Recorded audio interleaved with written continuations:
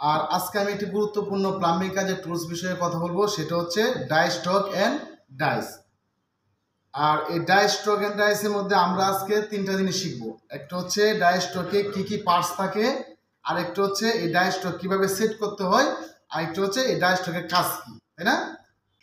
সেই জন্য আমি আজকে ফার্স্ট টাইম আমি দেখাবো ডাই স্ট্রোকে কি কি পার্টস থাকে। সর্বপ্রথমে থাকে কি ডাইস, যেটা দিয়ে থ্রেড কাটে, এটা হচ্ছে নাম কি ডাইস, এবং উপরে যেটা থাকে এটা হচ্ছে নাট।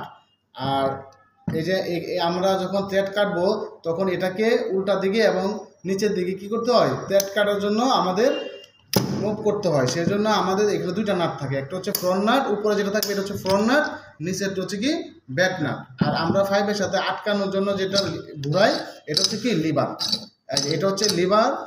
সাপোজ আমার একটা এখানে ডাইস চেঞ্জ করতে হবে, তাই না, নষ্ট হয়ে গেছে, এখন আমি এটা কীভাবে সেট করবো সেটা আমি এখন দেখানোর চেষ্টা করবো। ফার্স্ট টাইমে আমাকে এটার নাম হচ্ছে কি কাছে নাও, এটার নাম হচ্ছে কি এই কি দিয়ে আমাকে কি করতে হবে, এই নাট দুইটা খুলতে হবে, খুলে এই ডাইস দুইটা খুলতে হবে। ফার্স্ট টাইমে আমি নাটগুলো খুলবো।